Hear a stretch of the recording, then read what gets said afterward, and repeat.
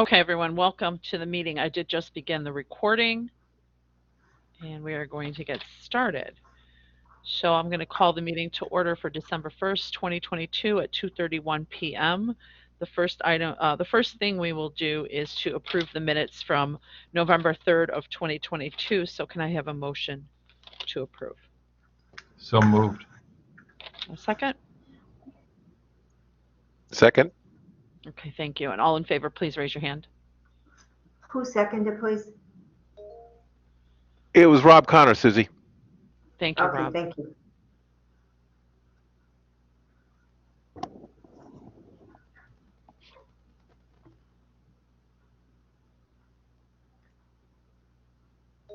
Okay, we're fine. And lower your hands. Any opposed to the minutes from November 3rd? Okay, those have passed. Thank you. We're going to move on to the new business, and we have several curriculum changes and a few course changes for this month. Can I have a motion to approve the first two items in the packet? It is 22-155 and 22-156. They are VIC curriculum changes. So moved. Second. Okay, thank you. And I believe Jill is here to present them. We have C248C VIC Graphic Design AAS and C348C VIC Graphic Design Certificate. And from my understanding, she has updated the program learning outcomes. Jill, would you like to present that, please? Yes, I just updated the program learning outcomes. I didn't really change anything. I just changed the language to make assessment for the 2023 through 2026 cycle easier. Thank you. Any questions for Jill? All right, so all in favor of item 22-155 and 156, please raise your hand.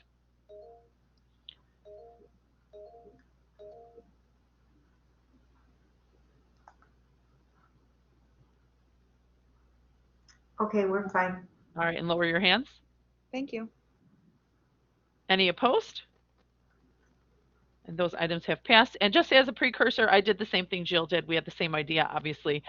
You're going to see some of my curriculum coming forward, and I just did the same thing, revise the PLOs to make it clearer for assessment. So that's part of what I did on mine.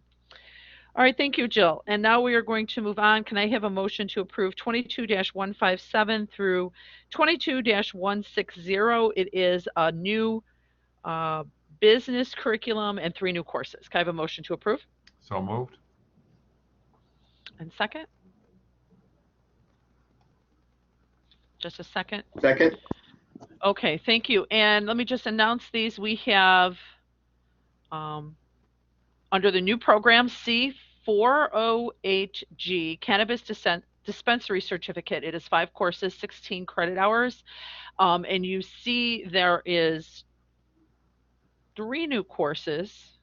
Sorry, I think that's wrong. The 3 new courses are BIS 139, Intro to Cannabis, BUS 140, Legal and Regulatory Issues in the Cannabis Industry, and BUS 142 is a new course. It is Cannabis Dispensary Operations. It's actually listed as existing in the PowerPoint. But so there's 3 new ones, BUS 139, 140, 142 that are being placed in this new certificate. And on this slide, you will see the 3 new courses. Okay, and I think Dr. Griffin is here to present. Yes, thank you, Julianne. And also Calvin Washington is here as well, the second. And so I just want to take time to thank Calvin for spearheading this effort on developing the Cannabis Business Certificate to help students get an entry-level job in the cannabis industry. So that was the whole effort behind this. So I want to thank Calvin publicly for spearheading this project. As you said, we developed 3 new courses that will help potential student with understanding the cannabis dispensary business and get them entry-level positions. We believe, we've spoken to cannabis management folks, and they believe these are the skills that they need to at least get started in the business. Okay, thank you. Any comments or questions?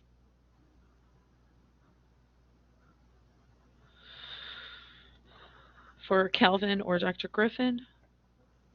Okay. So all in favor, please raise your hand.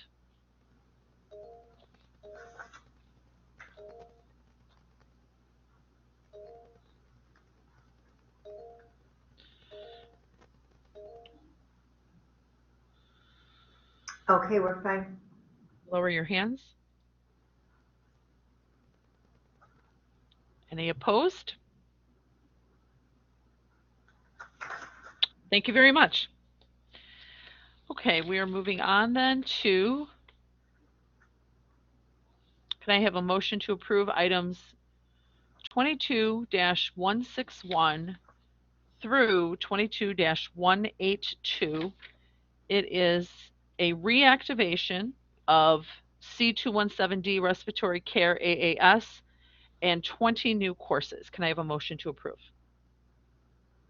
So moved. A second? Second. Thank you. I'm looking here to see if there's someone here to present this. I'm here. This is Peter There you Jasloka. are. Thank you, Peter. I was looking in the list. No problem. So basically, we are reactivating the respiratory curriculum. This program was closed approximately 10 years ago. I did have to rewrite all the courses because the profession has drastically changed in the last 10 years or so. So all courses have brand new course numbers and are based on the national accreditation standards, both for the national board exam and also for accreditation for the programs. So it's a highly competitive program. Job market is phenomenal. We're very excited to get this program rolling again. Thank you. I know there's 20 new courses. You do see them on your screen right now, although I didn't type out every single title. They are in your agenda. Every course prefix, number, and title is in the agenda.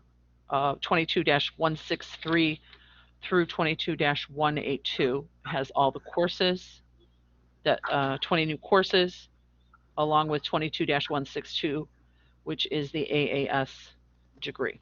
Any comments or questions for Peter? Thank you. Michael? My question is probably as much for you and Susie as it is for Peter. I'm just wondering, so these will now, we need to take these, because it's been so long, I assume we need to take these to the ICCB to get everything reestablished? Right. Since it's a reactivation, yeah, and it's 20 new courses, so they all have to be approved by the ICCB, yes. Got it. Okay, Correct. I just And wanted to check on I'm separately working on the programmatic accreditation as well. Great. Okay, that's great. I remember when this was closed, and there were a lot of people unhappy about it, but we were told it was, even though it had a good enrollment, we were told it was too expensive. So I'm glad to see this back. Thank you. Thank you. Yeah, I do remember when it was closed too. The hiring agencies were a little frantic as well because we had been able to place so many graduates in the local hospitals. I was wondering when it was the effective date. I don't have the actual curriculum course in front of me. Fall of 2023. So obviously this is pending ICCB approval and approval from the COARC for the initial accreditation standards. But we are right on schedule with everything. So I'm hoping that we'll get the approval from COARC probably in the mid-May or so. Okay, great. Sue, go ahead. Yeah, we're hoping that HLC ICCB approve it fast enough to get it to fall. It may end up being spring. Our goal is for fall 23 though. We can't move forward Otherwise, with all of those approvals. right, otherwise it would be spring of 24. Correct. Okay. I'm sorry, I'm just making a couple notes here. Did somebody have their hand up or down? I'm sorry, I didn't see. You may have heard me put mine up by mistake again, so if that's what you were listening to. Okay. Okay. I think we didn't vote on this, right? So let's take the vote on items 22-161 through 22-182. All in favor, please raise your hand.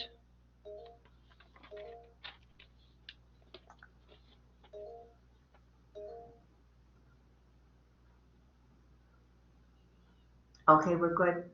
And lower your hands. Okay, let's see. All right, I did skip one in the agenda. Thank you. That was what the problem was. We have, I need a motion to approve item 22-161, which is C207G software development degree. Just a motion to approve. So moved. Second? Second. Thank you. Software development AAS, 60 to 62 credit hours. This is a new degree.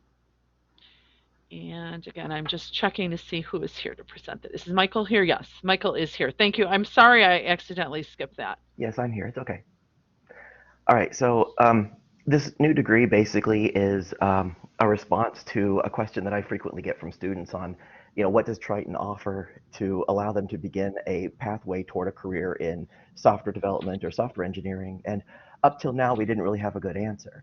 I mean, we had all the right coursework, but it was packaged in different programs, and there really wasn't a single program that kind of brought it together.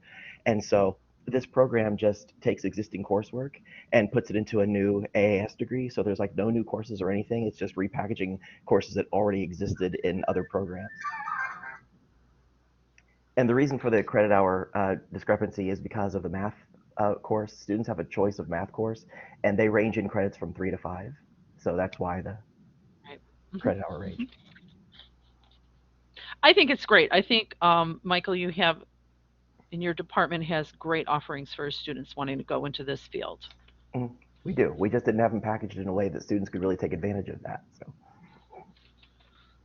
Thank you. Okay, any questions or comments for Michael? All right, all in favor, please raise your hand.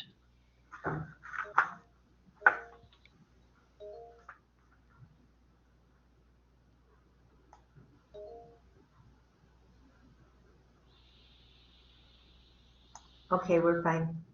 And lower your hands.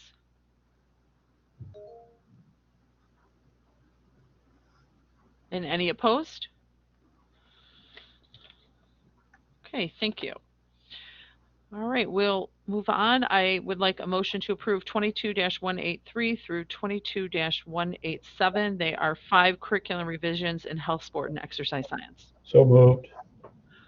Second. Thank you. Okay, so these are my 5 programs.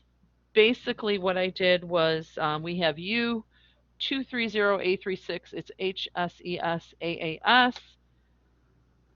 We have C437A Integrative Wellness Certificate, C336A Personal Training Certificate, C436B Sport Conditioning Certificate, and C436A Sport Management Certificate. For each of them, I updated the program learning outcomes to make them easier and aligned to the assessment work that I'm doing. There was, I believe, 8 program learning outcomes for the exercise science degree, but we lowered that to 5 because we got rid of the concentrations in that program. And the concentrations actually became these mini certificates a couple of years ago. So then each of the mini certificates got their own program learning outcomes. I also made sure that they were stackable so that the 3 mini certificates, which is the integrative wellness, sport conditioning, and sport management, that they could stack into a personal training certificate, and then the personal training certificate will stack into the AAS. So I made sure that in Watermark, all of the curriculum stacked in the right order. And then based off of talking to some high schools and their needs along with dual credit classes, I actually added in a few extra elective options. So the core courses did not change for any of the curriculum, but I added elective options that the high schools saw that there was a demand in, and I agreed with them, so we put those in the program. So for the exercise science degree, we actually have an ACC 101 as an elective option, and that really is going into the 3-year degree that we have in sport management. So the exercise science degree is a 2-year associate degree with an option to take the 3rd year, and that 3rd year would be in a sport management emphasis. So that's where the ACC 101 was added into the 3rd year. They take the 3 years at Triton and then 1 year of online work at Concordia, or obviously they can go elsewhere, but that's where that elective option was added into the degree. For integrative wellness, we added in PED 121, which is Vinyasa Yoga, and HTH 202, which is Culture and Food, as elective option. All of these mini certificates are actually 9 credit hours, 3 courses. 2 of them are core courses, 1 is an elective option. For the sport conditioning, we added in athletic training as an elective option, and for sport management, we added in lifeguarding and athletic training as elective options. And then finally, for the personal training certificate, we had actually had prescribed electives in the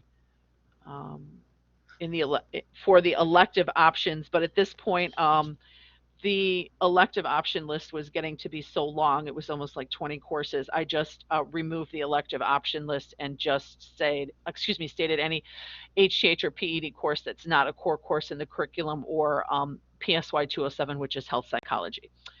So there we have that. Do you have any questions for me on those 5 curriculum?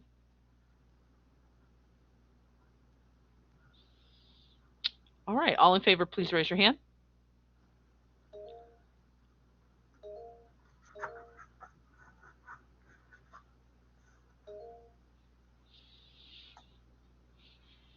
Okay, we're fine. Lower your hands. Any opposed?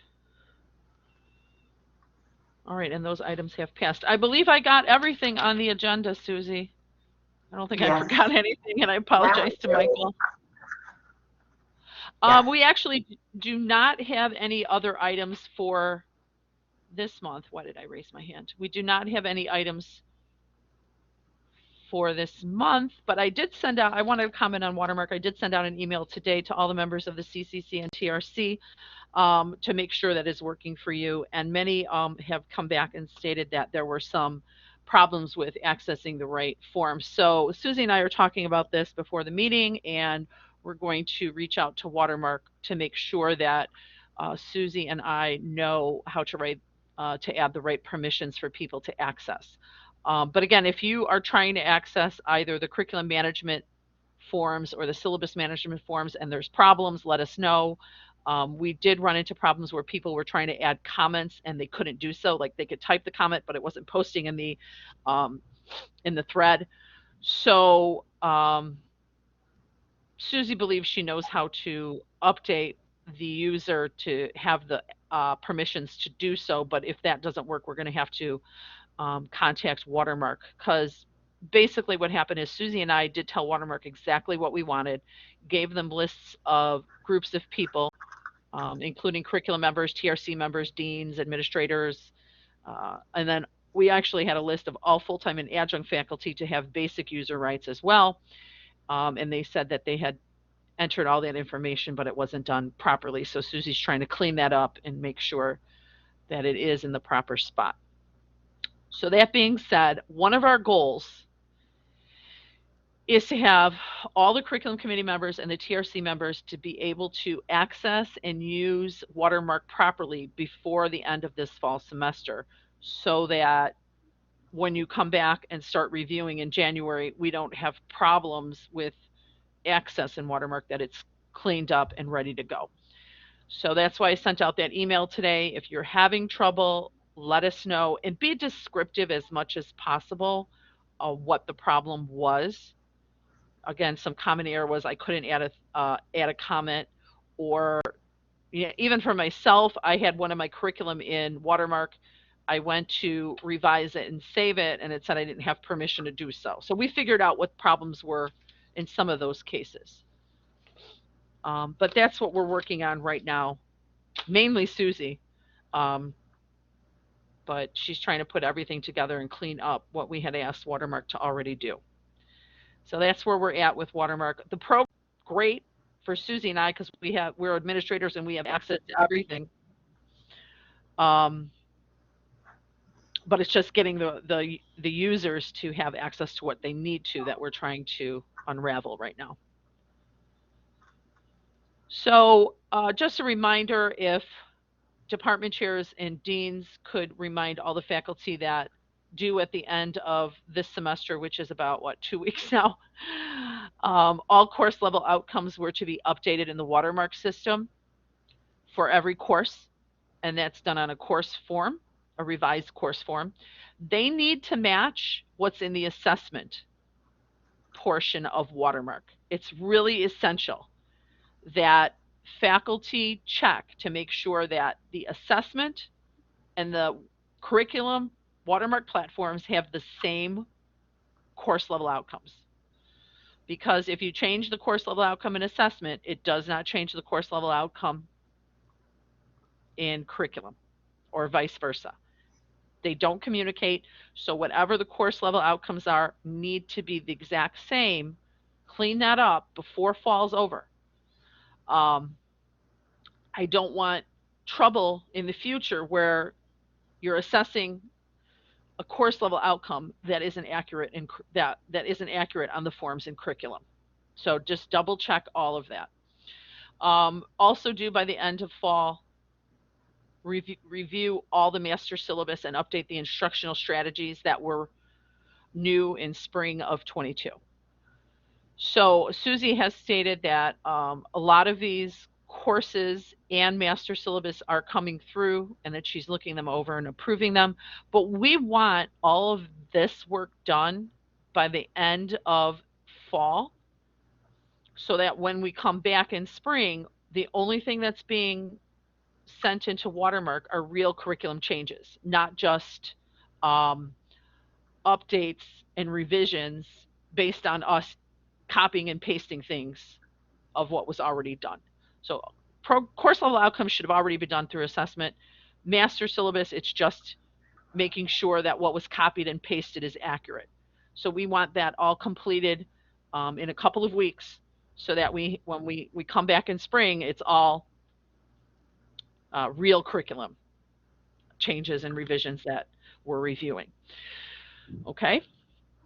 Comments or questions on that? I guess just because it's glaring at me right now and it says in red, save. Anytime you make a change to any of the forms, you have to save them. Otherwise, that won't be reflected on the forms. The other thing I guess to think about is if you have a form, like a course form or a master syllabus that you submitted and it's waiting to be approved in the curriculum office, try not to duplicate that and create another form for the exact same course, because then it's going to get real confusing. So let me just take one of the courses that we had here today. If I had a revision of BUS 139 and I put that in Watermark, and then I thought to myself, oh, I need to change one more thing, don't start a new course revision. Use the one that's already been set in. You can re-access that, update what's already sent in, and then save it, as opposed to creating an entire new form, because then we'd have two forms with two different things on them, and we don't want that. I hope that makes sense. When you are doing some revisions, make sure you click save after each one. I don't have any more really updates or comments. Does anyone else from the committee have anything that they would like to comment on or question?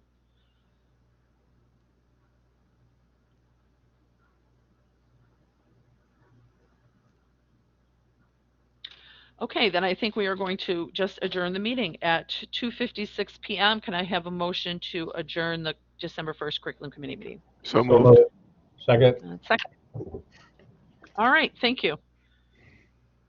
Have a great rest of the semester, everyone, and I will talk to you later. Thanks, Julianne. I think I stopped the